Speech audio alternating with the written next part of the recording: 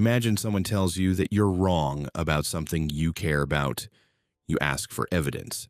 They give you a study, then another, maybe even something that seems impossible to argue with. And somehow, you don't become less certain. You become better at explaining why they're wrong. Maybe you've done this before. Maybe you've watched someone else do it. Either way, there's something strange happening. We like to imagine that changing our minds works like this: evidence, then thinking, then conclusion. But the human mind doesn't always work in that order. Sometimes the conclusion arrives first, and reasoning comes afterward to defend it. That's what makes this uncomfortable.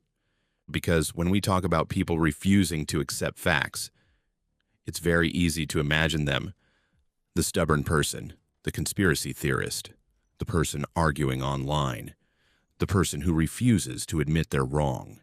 But the mind doesn't reserve this behavior for people we disagree with.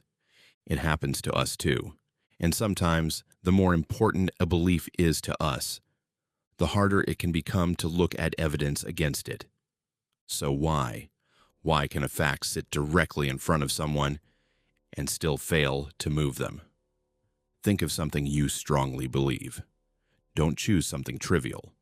Choose something connected to your values, your politics, your religion, your family, your relationships, your idea of yourself.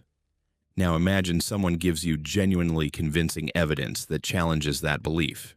Before you even examine the evidence carefully, notice what happens inside you. Maybe you feel irritated, maybe skeptical. Maybe you immediately start looking for the flaw. Where did they get that information? Who conducted the study? What about this other example? That doesn't prove anything. Some of those objections might be completely reasonable. That's important. Questioning evidence isn't irrational. In fact, it's necessary.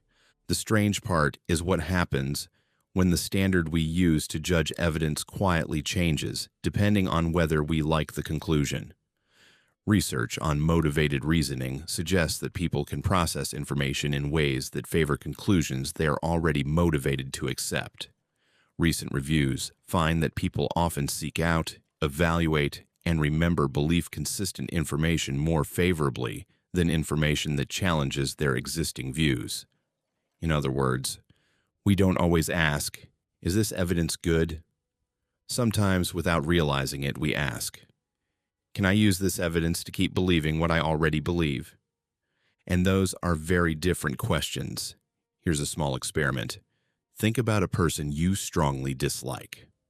Now imagine someone tells you they actually did something really kind yesterday. What's your first reaction? Maybe. Really? I'm sure there's more to the story, and they probably had another reason. Now reverse it. Think about someone you really like, someone you trust, someone you admire. Now imagine you're told they did something selfish yesterday. Notice how quickly your mind may start searching for an explanation. Maybe they didn't mean it. Maybe there's context. Maybe the story isn't accurate. Same human brain, same basic situation. But the evidence suddenly feels different. Not necessarily because the evidence changed, because your relationship to the conclusion changed. This is where the idea of confirmation bias becomes useful. We tend to notice, search for, and give more weight to information that fits what we already think. But there's something deeper underneath it. A belief can become connected to more than a fact. It can become connected to identity. Imagine that you've spent 10 years believing that you're a very rational person. Then you discover that you made a major decision based largely on emotion. That's not just new information. It threatens the picture you have of yourself.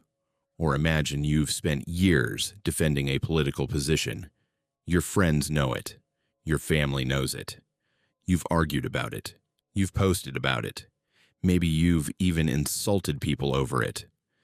Then one day you encounter strong evidence that your position was wrong. Accepting the evidence doesn't only mean changing an opinion. It may mean admitting, "I was wrong," and perhaps even, "I helped other people believe something that wasn't true." That's a much more expensive thought. Because now the mind isn't protecting a fact, it's protecting a version of you. There's an interesting distinction here. Imagine two people receive the exact same piece of information. One person has nothing emotionally invested in the outcome. The other person desperately wants one particular conclusion to be true. They aren't approaching the evidence from the same psychological starting point. The second person has something to lose. And when there's something to lose, reasoning can become motivated. The research literature describes motivated reasoning as reasoning influenced not only by the goal of getting the correct answer, but also by other goals, such as protecting an identity, preference, or desired conclusion. And this doesn't necessarily mean the person is consciously lying. That's what makes it so interesting. They may genuinely believe they're being objective. They may genuinely believe they're following the evidence. Their mind can simply become very selective about which evidence deserves to count.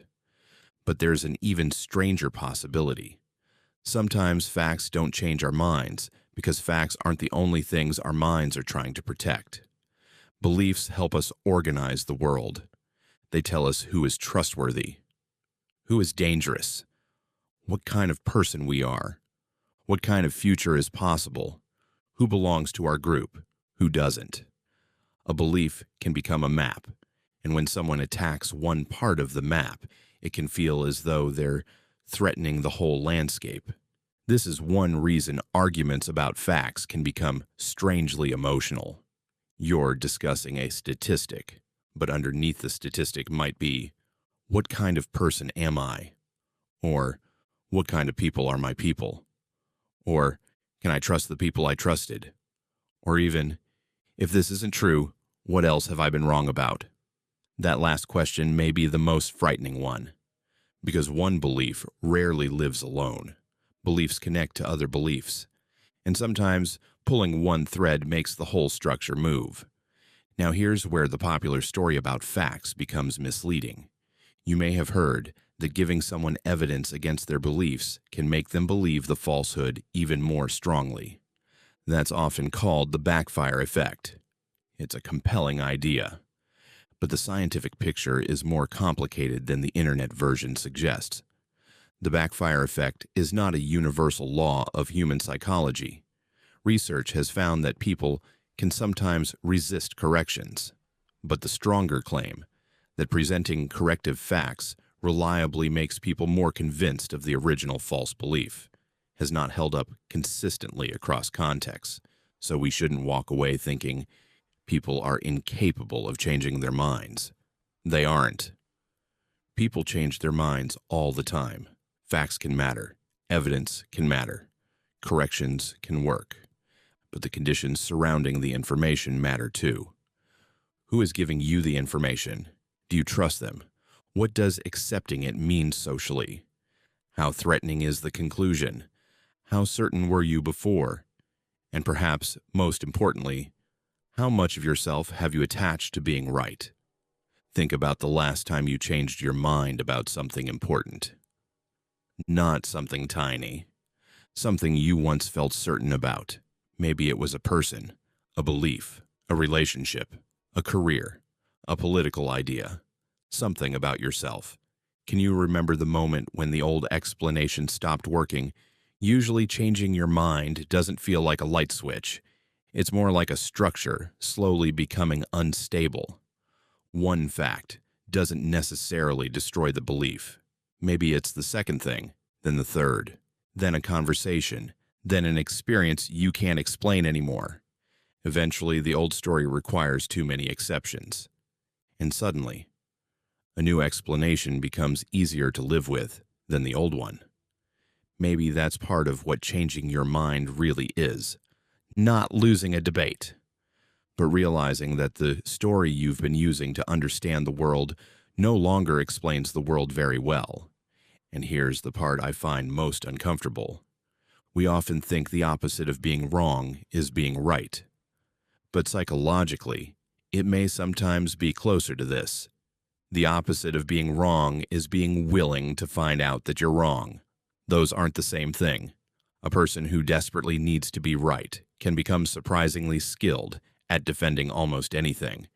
A person who genuinely wants to know what's true has to be willing to experience something much less comfortable. Uncertainty. They have to be able to say, I don't know, I might be wrong, I need more evidence. I don't like this conclusion, but I can't dismiss it just because I don't like it. That sounds simple. It isn't. Because the mind isn't only trying to understand reality, it's also trying to help us function inside reality, to protect our relationships, our identity, our sense of stability, our place in the group, our understanding of ourselves. And sometimes those goals pull in different directions.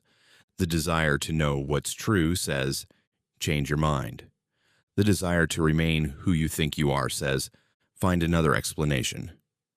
And both voices can sound like reason.